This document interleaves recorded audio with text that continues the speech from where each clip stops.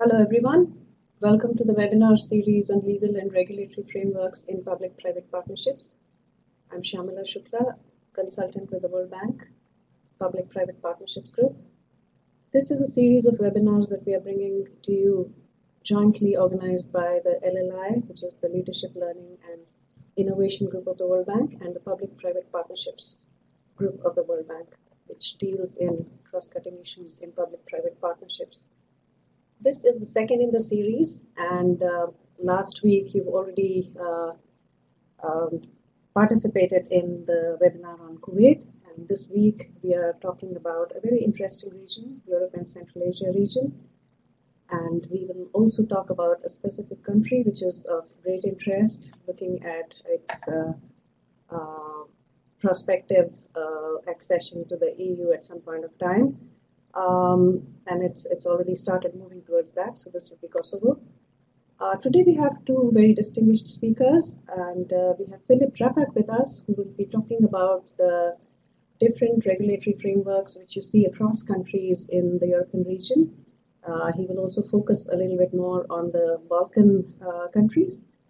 Philip has been working with the International Finance Corporation as a consultant. He has also worked with the World Bank Institute as a senior private sector development specialist. And before that, he has had a very interesting mix of experience. He's worked in academia as a university professor in Prague and as a head of financial advisory services in Societe Generale's groups, Komerční banka, and as an assistant director of corporate finance at PricewaterhouseCoopers. So it's a great deal of experience in public-private partnerships and economics in general that Philip will be bringing to us as he talks about PPPs and regulatory frameworks in the European region. Our second speaker today is Lorik, and he is a project finance specialist. He too is very much experienced in this area. He has been working with PPPs since 2006. And he has experience both inside Kosovo and outside. He has worked as the head of the Central PPP department in Kosovo's Ministry of Finance. So he's the right person today to be bringing to us what is happening with Kosovo in terms of the legal and regulatory frameworks. And we are all very interested, given that in course of time, Kosovo is one of the last few countries in Southeastern Europe, which is still not in the European Union. So we are all watching with interest as it gets onto it, and we will see how things develop going forward. So I will not talk much longer, and because I know you're all very interested in hearing about the European region, and we do hear very little about Eastern Europe, globally about what's happening in PPPs per se. Philip, over to you. Hello to everybody around the globe. It's indeed great pleasure to join this seminar and contribute a little bit to the discussion around legislation and regulation that's taking place in Eastern Europe and Central Asia. What I would like to focus on today is really to briefly look at the vast resources that are out there for both assessment of how regulation and legislation in the region looks like, but also looking at particular issues and best practices, resources that are out there for the region and even for particular countries on this subject.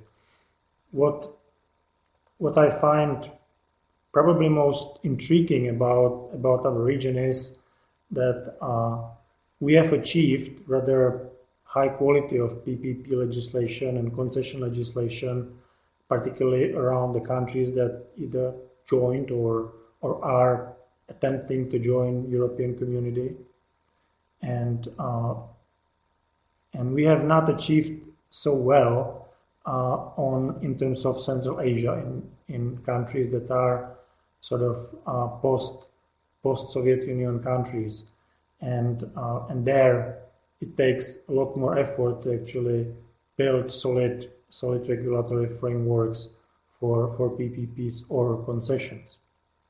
So looking at the resources for the region, of course, I have to mention probably the most resourceful place for legislation regulation, which is the World Bank legislation regulation in PPP website. It's a global resource. Of course, it does include a lot of country-related legislations and regulations from Eastern Europe. EBRD has been in past few years, well, in last decade, I have to say, extremely resourceful, focusing on one particular area, which is concessions in the region. So essentially PPP is based on user-pays principle. And EBRD has been doing assessments of countries' legislation regularly, I think until 2011, in terms of their concession legislation. And therefore we have first of all, very good comparison about what concession legislation is in the region, and also where concession legislation works, why it doesn't work, where it can be improved. And EBRD sort of concluded by creating what they call 10 commandments in how concession legislation should look like. And after I summarize resources available, I will sort of go into those 10 key commandments, because I think they are a very good illustration about how to build a high quality legislation and regulation framework. So the next resources I have to mention is really UNIDO and UNICITRAL, both providing guides on how to build legislation for privately financed infrastructure projects. We did also have two initiatives for the region, which were done by Economist Intelligence Unit, which was Infrascope for the countries that are members of the EBRD, sort of Eastern Europe and Central Asia, and Infrascope for Asia, which was supported by ADB. Both infrascopes were evaluating readiness for PPP, and therefore also did have a look very substantially into quality of regulation and legislation from multiple angles, to sort of assess on one side what the environment enables, what is the regulatory environment as such, but also on what it does produce in terms of projects. And I have to say that for Eastern Europe, the particularly true is that while the legislation is robust, very often it does not really translate into significant pipeline. And unlike in other regions where maybe legislation is not so well developed, but the pipeline of project is much higher. Like, for example, concessions are really big thing in Latin America. Concessions didn't really substantially take off in Eastern Europe, although there are some very good examples both from Balkans and Central Asia. Greenfield project didn't take off either. Eastern Europe has been kind of most significantly involved in privatization as a form of private participation, but not as much as certainly would be possible in the PPPs. And the last resource I would like to mention is actually the most recent, which was done for Balkans, which is overview of PPPs in Western Balkans, and it was done by EIB, EPEC, EPEC being a sort of regional European community unit based within EIB. So these are all good resources for anybody to take freely. You have links in the presentation. Now, what are the key principles, and how we did in fact translate them into action in Central Asia and Eastern Europe? EBRD has been really focusing on what are these principles for concession law. I deeply believe that they do apply to public-private partnership legislation as well. These key principles are summarizing long years of experience of multiple institutions with the legislation. So I think they are very good. Now, looking at first one, which is really the fact that legislation should be based on very clear policy, I think is also the most important one for any legislation to be translated in projects. What Eastern Europe has done very often was we would extrapolate EU legislation very well. We would translate in other national legislations the paragraphs that are recommended by EU or that are in line with European directives. But we not always really have a clear policy around this legislation.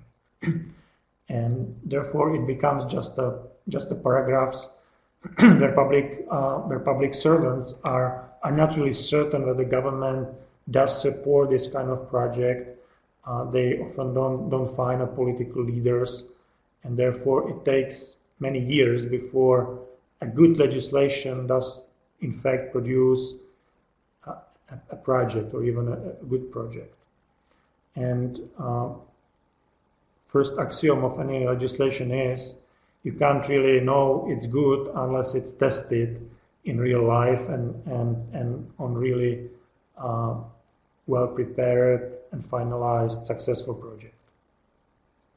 Armenia is an example from Central Asia where they have succeeded doing some very good projects without having a robust legislation, just by having a good kind of policy and political support, approaching PPP sort of what I call UK approach, having a little bit less focus on legislation, a lot more on policy and public service execution.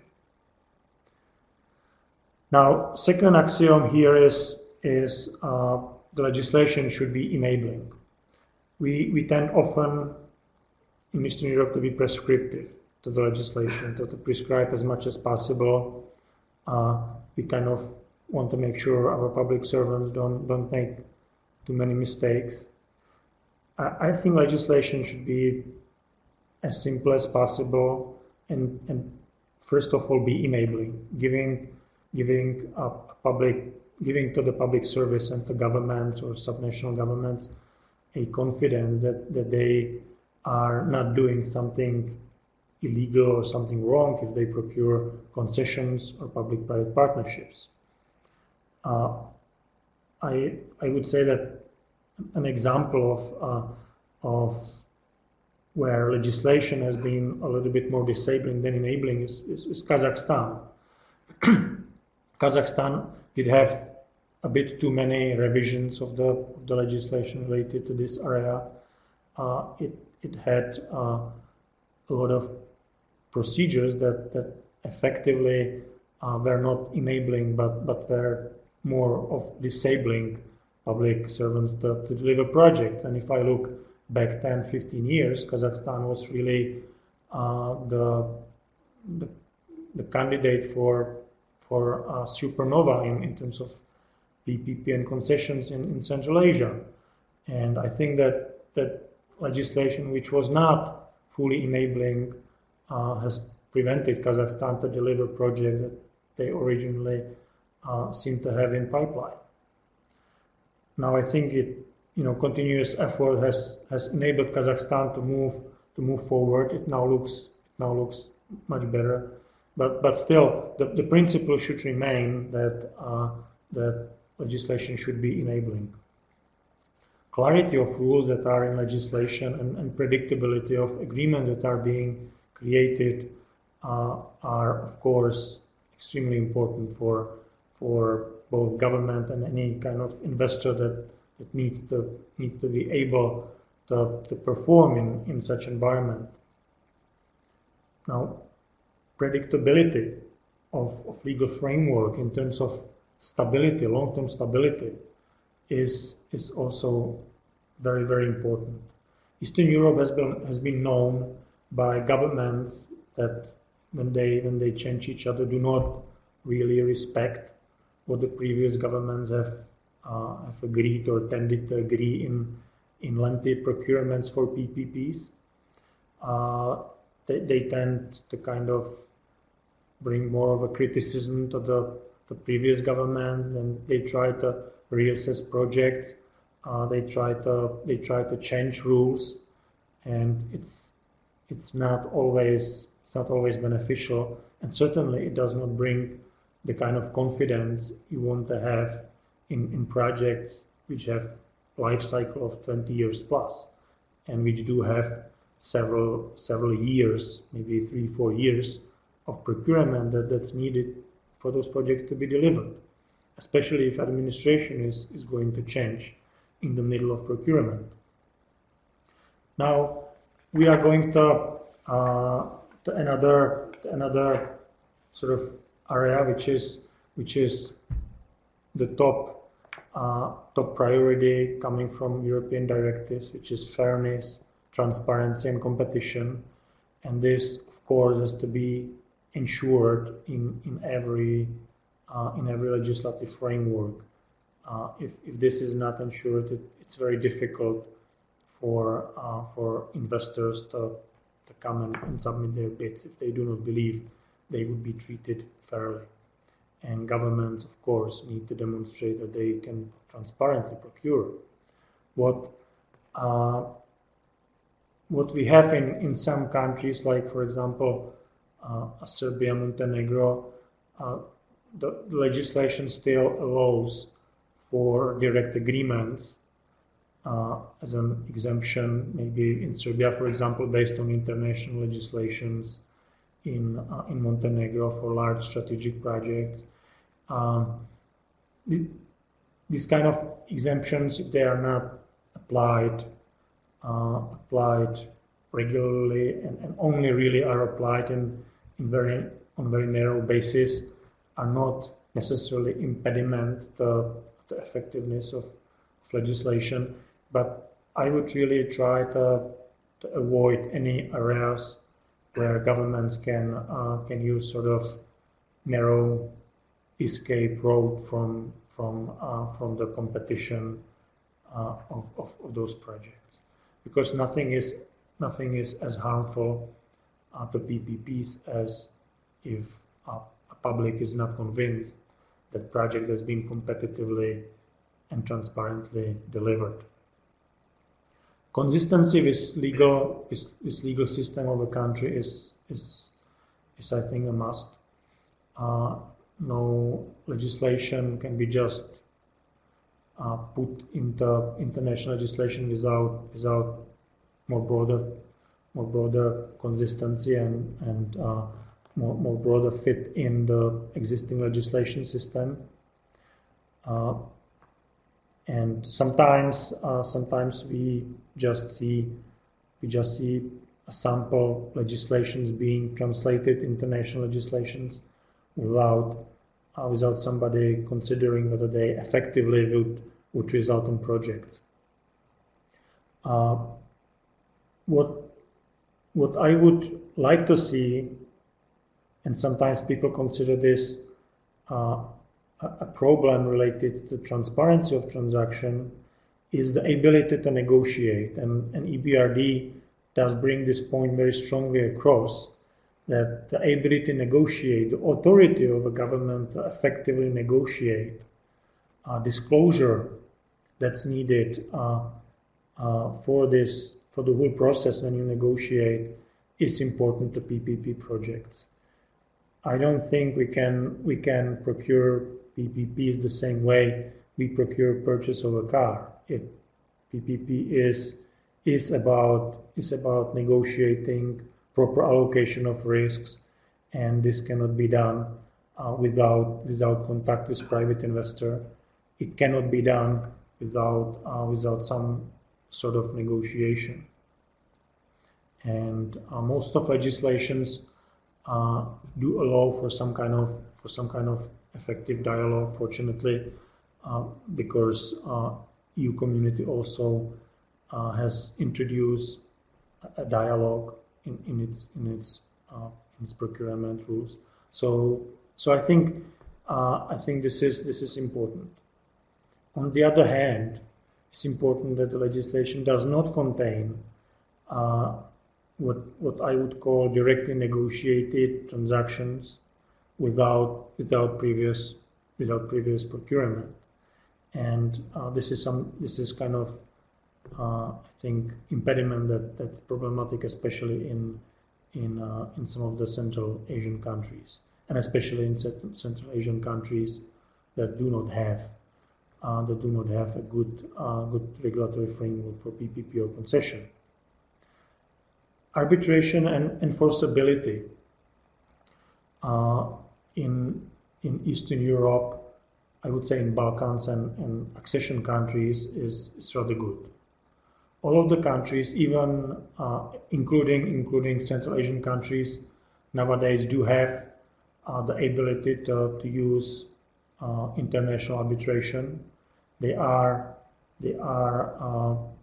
undersigned the New York Arbitration Convention. It's a tool that they can use. But Balkans and EU accession countries have the advantage against Central Asia because their judiciary systems are a lot more reliable and trustworthy. In Central Asian countries, very often private investors do have issues with enforceability of agreements on a local level, and that's a problem that is a bit broader than PPPs, but nevertheless extremely important to point out. For PPPs and concessions, ability of government to provide guarantees, to provide financial support to the project if needed, is very, very important. And I would say that guarantees and financial participation has been in many countries sort of neglected, especially in concessions, where governments do believe that once you have a concession, user pays and government is not and doesn't have to be involved. Nevertheless, in practical terms in project, this is extremely difficult to do, especially if fully cost-reflective tariffs are just not affordable for local population. And then we are talking about mixing up with the government support and the privately financed and from users recovered financing. And the last principle is kind of ability of government to accommodate security interests of banks. Ability to enter direct agreements, ability of governments to really have for banks stepping rights into projects, to enable them to project finance PPPs. That's very, very important. So now I think we have covered key important aspects. I will not go into a lot of details. As to allow Lorik also to talk a bit about Kosovo. I would just say that in Balkans, the EU has been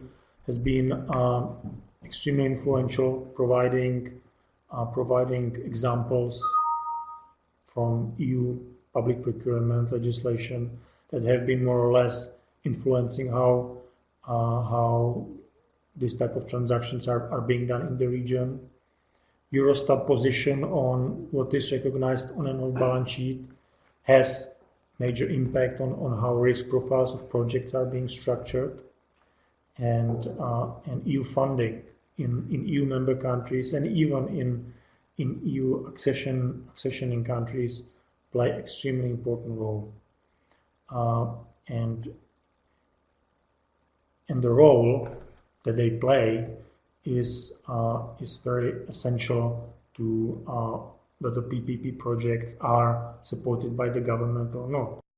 Because if you cannot find enough good projects to obtain EU funding, you are unlikely to support as a government coming into areas like different kind of private participation, where achieving EU funding is extremely difficult or a lot more difficult than through the public funding. So thank you very much. I would hand over to Lori.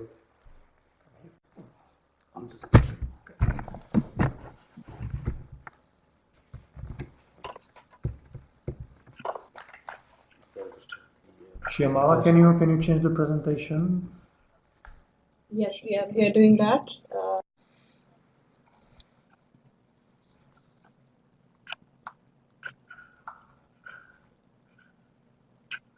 Is it ready to move, right?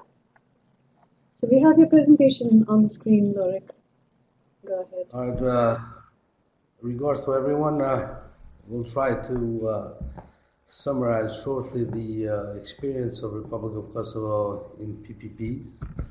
Even though it's a short experience, if you look at in terms of the history of PPPs in the region and further, but I think Kosovo has made some great strides in working parallelly in setting up a legal institutional framework, but also in implementing projects via this the PPP model. So very shortly, the government of Kosovo back in 2008 passed a official policy directive, basically making PPPs as a preferred form of implementing infrastructure investments and or services. So that basically showed that there is a huge political support in including private sector participation in public infrastructure and services. Saying that, I think it's a balance that the country needs to take as far as the political support is concerned. We do hear a lot that it is extremely important to have political support in implementing these projects. However, there needs to be a balance, because sometimes a hyper support to do PPPs, hyper political support to do PPPs can sometimes create issues in the implementation, where the projects are not very well thought out, not very well prepared, because there is a big political pressure to move forward. We have a saying that the difference between PPPs and the full privatization is that privatization is similar to divorce, whereas the PPPs is a marriage between a private sector and a public sector, and sometimes the marriage tends to be more difficult in implementation. So there's a balance that needs to be struck out between the political support and the implementation of PPPs. Kosovo began its PPP experience back in 2005, when there was a piece of legislation that basically only defined the procedures, but that was it. It did not specify where can it be applied. That was left to line sectorial legislations to define. And that resulted in not many projects at all, actually, 0 projects. Then in 2009, a new law was adopted by the parliament, basically defining the procedures and institutional framework on how to do PPPs. And with this law, the first project was done in the Pristina International Airport, which is now operational, PPP actually, and it was widely viewed as a successful project, and it's based on end user pay model. As Philip mentioned it earlier, in Eastern Europe, the legislation tends to be prescriptive, but I tend to think that that's more of an EU model of legislation than Eastern Europe. Kosovo, just like every other country in the region, it's part of the EU accession track.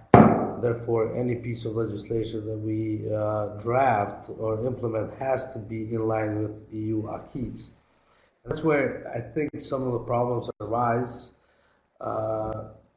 mainly due to the capacity in the countries like Kosovo and the regional countries. The new law that we passed in 2011 is much more prescriptive than 2009, for instance. The law in 2009 was more in line with UNCITRAL model of provision of public infrastructure via private participation.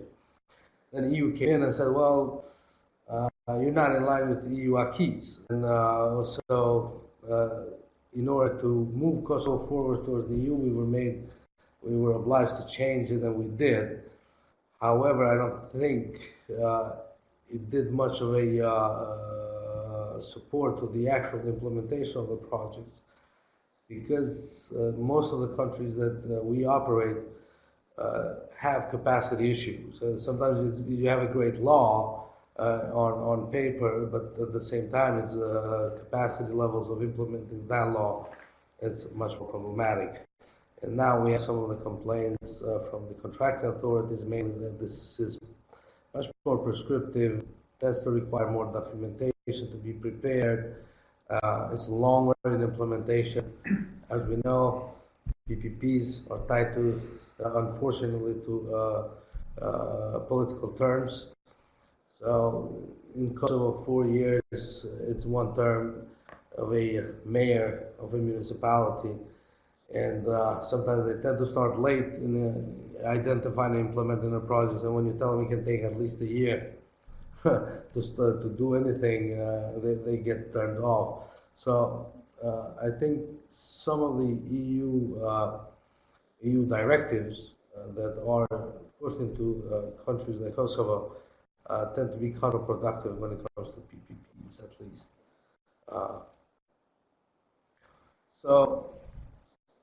In order to facilitate the work of contracting authorities, the government of Kosovo, via its PPP committee, has passed line legislation as well, basically on main issues of setting up project management teams for every project that is identified. It identifies also the review and approval of the PPP projects, which I'll talk about in a bit later, and also on review and approval of PPPs for local levels, because there's two levels of government in Kosovo, so there is a slight difference between the two. Basically, local authorities have a little bit more autonomy in the project, in defining their projects, but nevertheless, they do still require central PPP government approval to move forward. And also on the publication and PPP notices, that's one of the requirements of EU as far as the transparency and fairness is concerned. So, what the PPP law basically defines, the one that is enforced right now, is identifies the authorities who can initiate the PPPs. I would like to mention that under current law, only the public authorities have that exclusivity or that right. For instance, previously, a project could have been initiated by the private sector, and that's something EU did not agree with us, so we took it out. We have cases like in Albania, Macedonia, that they still do accept unsolicited proposals, meaning that the project is initiated from private sector. There's pros and cons to that model as well. However, in countries like Kosovo, Macedonia, Serbia, Montenegro, Macedonia, I think unsolicited proposals could fill that capacity gap. So So that's one of the cases where EU has intervened, especially in Kosovo, and we took it out. Also, the procedure of the award of PPPs are well defined, and they're all based on EU acquis. Everything has to go through a tendering procedure, so there's no direct negotiations possible in the current legislation. It defined the institutions which manage the PPP process and the content and structure of draft documents.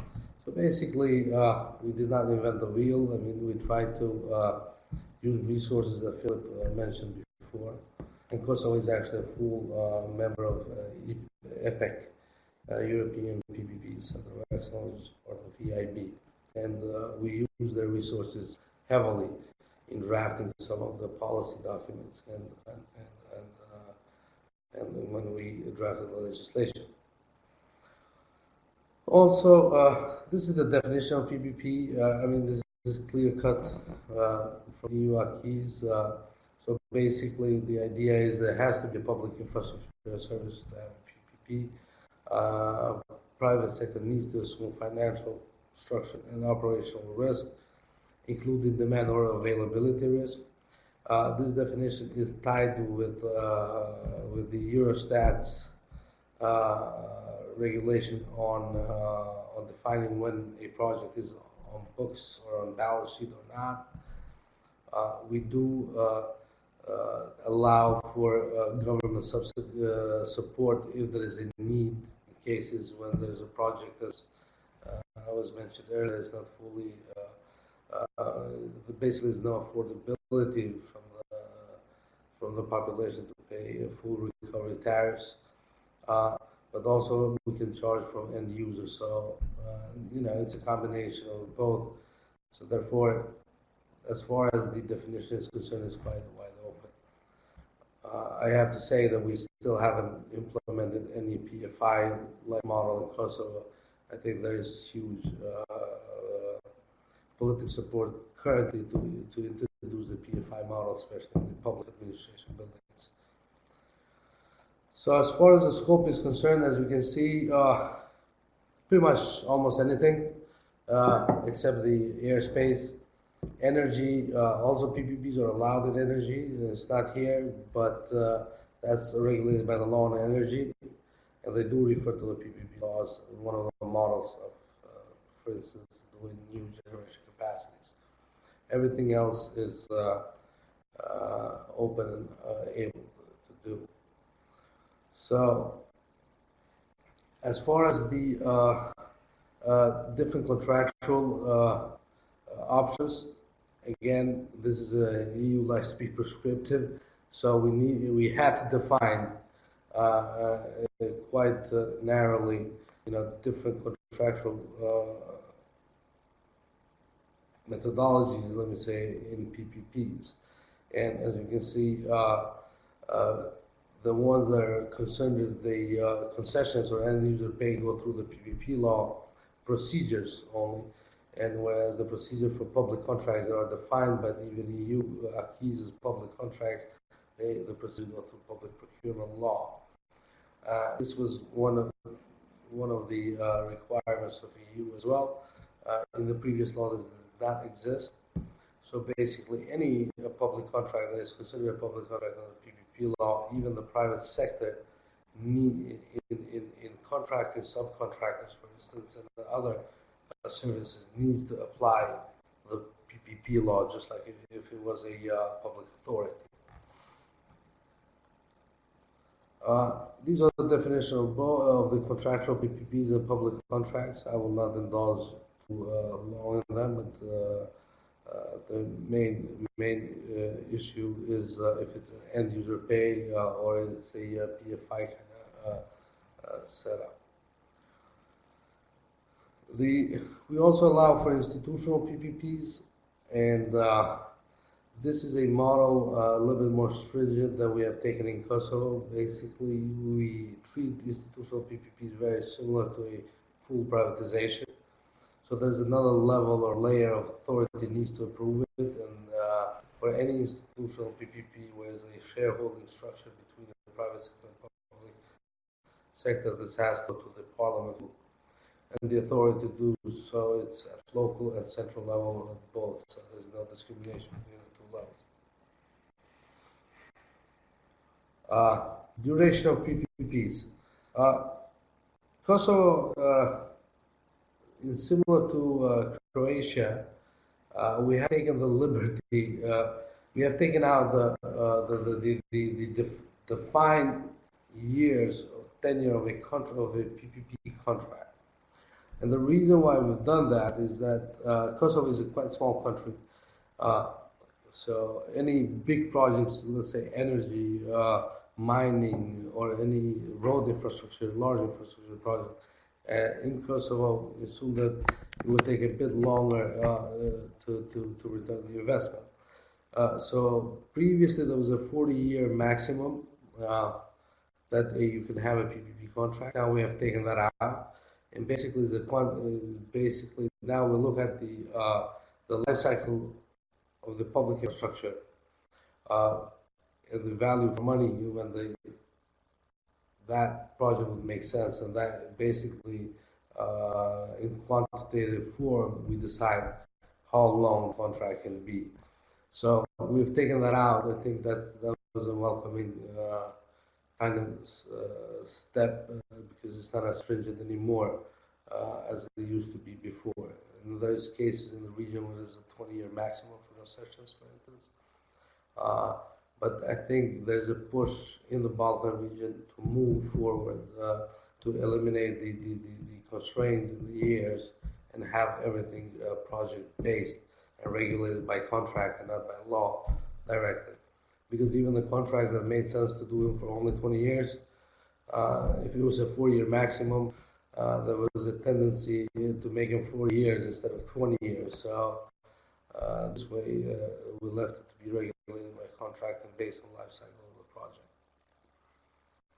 This is the institutional framework. Basically, this is I think it's quite similar to the Greek model. Currently, the PPP committee is chaired by the Minister of Finance, and you have line ministries, key line ministries that participate. What is interesting, you also allow for a temporary PPP committee member. Basically, that's the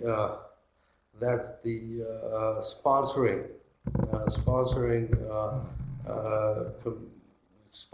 authority that becomes ex officio member of the PPP committee, who does actually hold a veto in case there is a major changes to the project proposed by the authority. So he has the authority.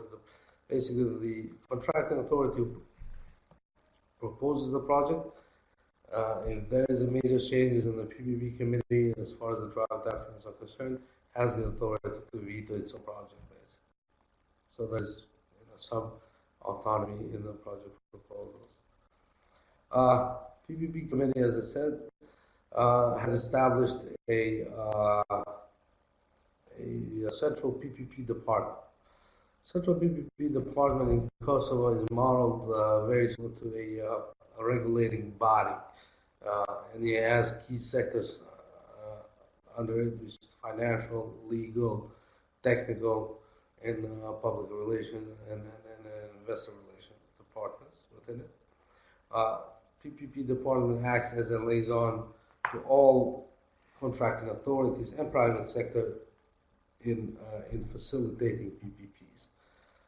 Again, this is a model that has worked in some countries. I have to say that Kosovo, as far as the legal infrastructure is concerned, it's second to Croatia in advancement. I think Croatia did have a head start as far as the PPPs are concerned, and we have a great relationship with them as well, because it's key that small countries, especially in the Balkans, that have similar investor profiles, and sometimes even the same investors.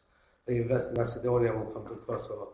It's very, very important to have coordination, especially at the high-level legislation, to have similarities. Because if you have two different pieces of legislation, that could create some confusion for investors as well. So these are, I will pass this. This is basically defining what the PPP committee does. I mean, one of the most issues, one of the biggest authorities that they have is to approve or disapprove a project, but also pass secondary legislation and to monitor basically any project that is under implementation. If it's been approved, to make sure everything is going as per contract and there's no deviation during the implementation process. Very quickly, I will pass to just the project PPP project cycle. As you can see, there's four major cycles. The first one is the pre-feasibility. Basically, contracting authority does a pre-feasibility study, comes to the PPP department for the first consultative process, and if the PPP committee department says, well, it makes sense, then they move to the next stage, which is preparation of feasibility study and other tendering documents, which all, when it's all in final, the PPP department does give a recommendation for approval or not. Then this moves to the PPP committee, who makes the final decision. And once that's done, the same project goes back to the contracting authority for initiating tendering procedures. Once the tendering procedures are in place and set up, once the private partner is selected, then again, all those documents have to come back to the PPP committee for final approval, just to make sure that during the negotiating process, if there was a dialogue between the private sector and public sector, the risks have not shifted way too far into the public sector's area, and there is no value for money anymore.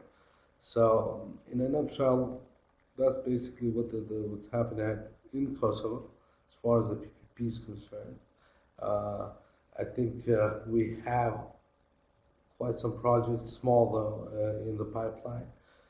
We're doing it, we're not rushing to do a huge number of projects.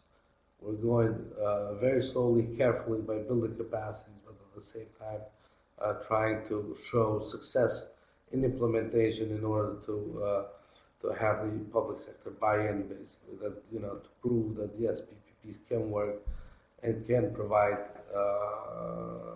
a more efficient public service or infrastructure. So, thank you very much.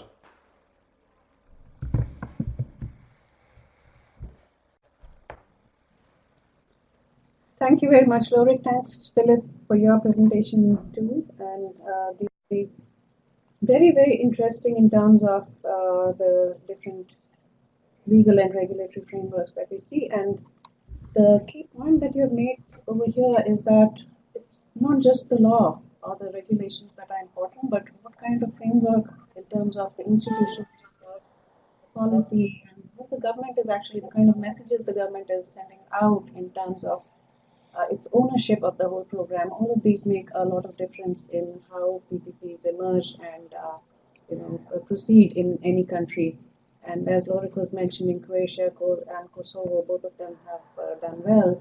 Whereas on the other hand, some of the bigger countries have not been able to get their acts together in terms of PPPs and are still struggling, especially at the municipal level, to do more PPPs and how to do them. Capacity has also been an issue in an area where capacity should not be an issue. Actually, we do a lot of private sector as well as public sector capacity. It's just a question of consolidating it and using it in. So we have a bit of time left for questions and answers, and we will take one question. Lorik, you from Elena Timusheva first. Lorik, you mentioned different kinds of PPPs. You've mentioned institutional PPPs, you mentioned concessions, and you mentioned PPPs per se. And Marcos also had this question on how you're differentiating between concessions and PPPs. Elena also has this question on what else the PPP law recognizes. Do you also recognize O&M, operation and maintenance contracts as public-private partnerships, leases, management contracts, partial privatization? Institutional PPPs look a bit like that, but could you expand a little bit on that? It seems to be of interest to our audience. Okay. Well, The main difference is basically who's paying for the service. In concessions, we have decided the concessions are all end user pay model basically. So anything that has to do with, for instance, the PFIs we treat them as public contracts. Basically, when the government has to pay the private sector for provision of a service or infrastructure. As far as O&M contracts and management contracts, O&M contracts could be concessions as well, where they can take certain percentage, depends on how you structure it in PPP via a contract. Basically, if it's an O&M and they're making money directly from the infrastructure that they are operating, then will be classified as a concession. However, if there is just a management contract and there is a preset KPIs where the government pays them directly via based on some form of KPIs, then that would be considered a public contract. As far as the institutional PPPs are concerned, I think there was some confusion even when we drafted the law. In Kosovo, there was a big issue that if it's an institutional PPP, that could be a backdoor to privatization, a full privatization to a infrastructure. And I think it was not very well understood at the political levels, it doesn't mean there could be a transfer of shares or a transfer of ownership. So that's why we're not doing institutional PPPs at all in Kosovo. And that's because mainly you have to go to the parliament for approval, which is the same criteria if you do a full privatization. So basically, those are the criteria that we use in defining, in trying to define between a concession, public contract, and a institutional PPP.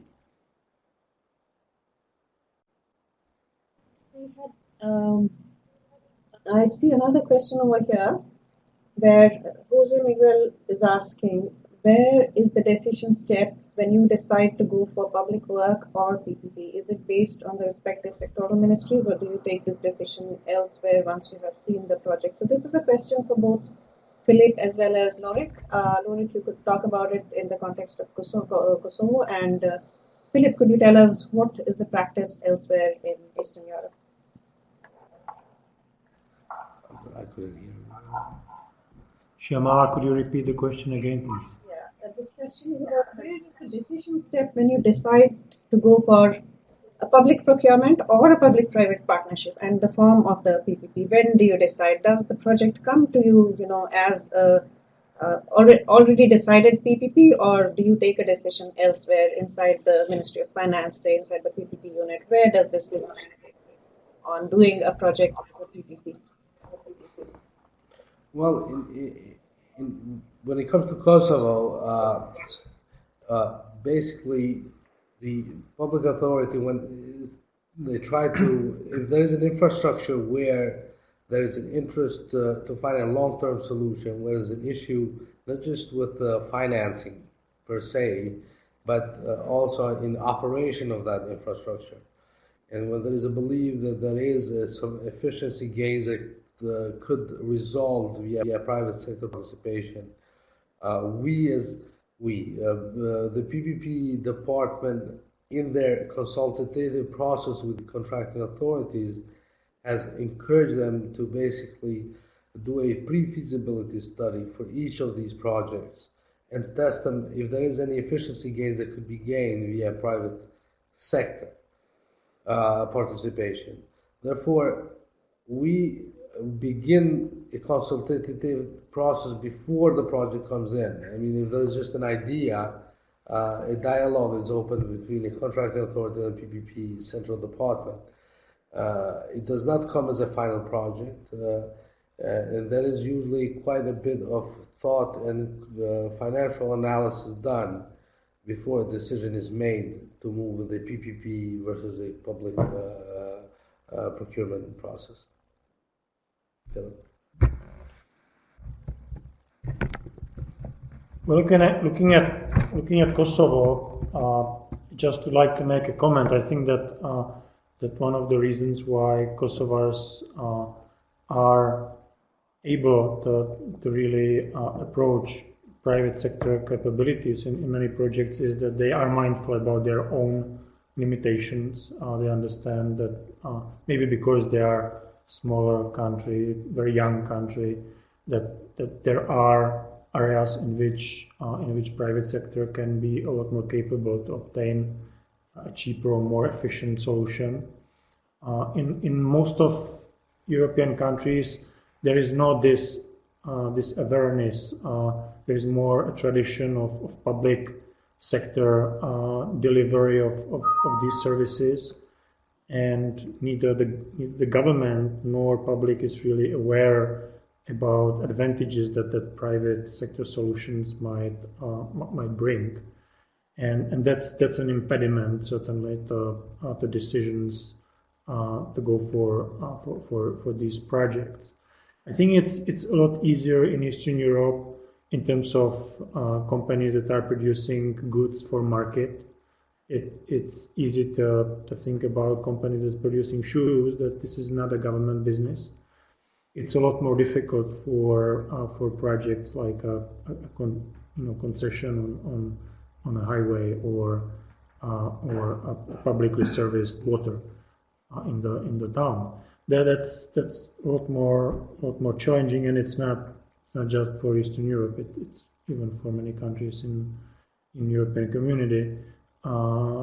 There is not this full realization of that. In some areas, private sector is just better and is able to bring value for money. So that's how I would look at it.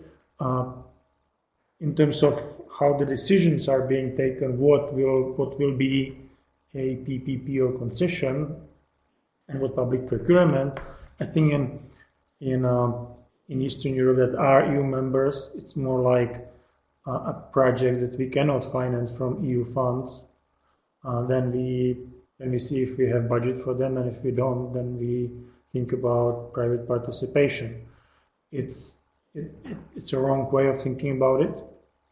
The crowding out effect of EU funding in infrastructure in Eastern Europe has been very, very obvious.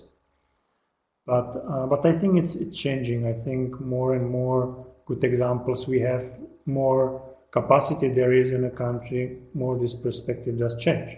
Great example in Eastern Europe of this is I think Croatia and Kosovo. Croatia being kind of regional leader, embarked on PPPs just a few years ago, and very quickly became a leader, overtaking other countries that have been in this for much longer. And I think it's because they really did work out legislation that works, that they did set up capacity within government that does work and has the role defined, and that there is a political will to do it. So they are prioritizing in a way a project that are possible, and it seems that they are becoming an example for rest of the region, certainly. Thank you, Philip. We will take one question. The time is almost up. Both Jose and Elena have asked this question about the tendering process, and is it a one-stage or two-stage process, and then how much of the financial and technical, how do you find the balance between the two? So could you talk about it, both of you, in the context of Kosovo and other European, Eastern European countries? And you have very little time to do this. A minute or two. Please take a minute or two to answer the question. Shamal, can you repeat the two-stage? Yeah, the question is from Elena and from Jose. They are asking what kind of tendering process is followed.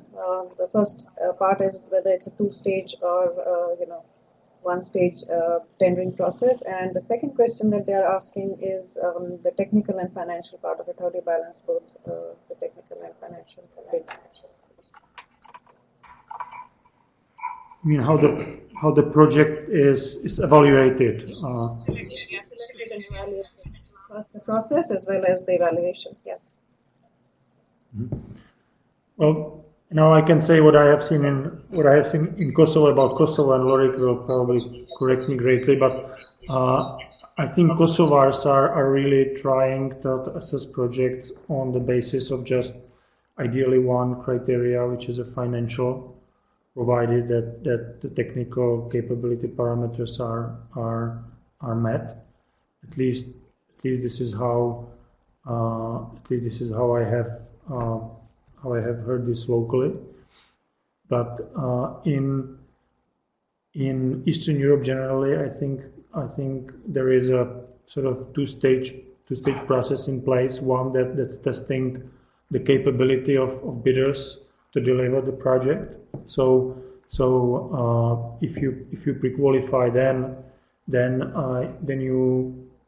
you really bid financially, and it really depends on from country to country and from project to project that you can do it just based on financial criteria, provided that you did have led an extensive dialogue beforehand regarding the technical solution, or whether you open the space also for evaluation of technical proposals. In ideal world, if you can really well do the dialogue beforehand, you understand what kind of technology solutions are available on the market, and you have picked up the one that's clear cut. I think you can base your procurement more or less on a financial proposal. But if there are technologies that are possibly competing, where you can make maybe larger investment and have lower maintenance costs, where you have different other advantages, even surprising technical solutions, it's good to open that up. There is another side to this, which is in my opinion the risk matrix. I don't believe that in Eastern Europe we do have the capability of UK to really procure projects without clear outline of how risks will be located within the project. So I believe we do need pretty much most of the risk matrix prepared before we ask for financial and even technical proposals. This is more of a continental way.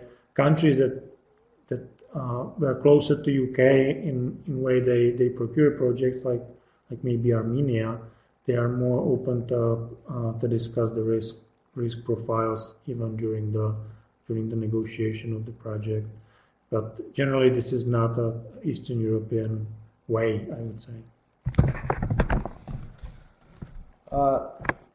Just to add what Philip just said, in Kosovo, there is that two-stage bidding process, and it is defined as such. So the first stage is basically the qualifications, meaning technical and financial, and the experience in the field or the infrastructure or service that you have done previously. Once the qualification is done, then there is a possibility for a single stage and a dual stage process in the RFP. Basically, the contracting authority issues the RFP and draft contract to the potential qualified bidders.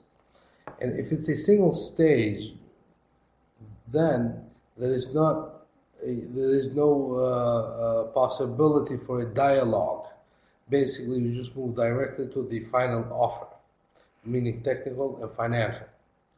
If there is a dual stage in the RFP process, meaning that once a contracting authority distributes initially the RFP and draft contract, and the bidders have they have 2 rounds of dialogue with the contracting authority, basically defining the RFP with exact timelines. So it's not open at any time. A private partner can come in and say, well, I don't like this article in the contract or that article in the RFP.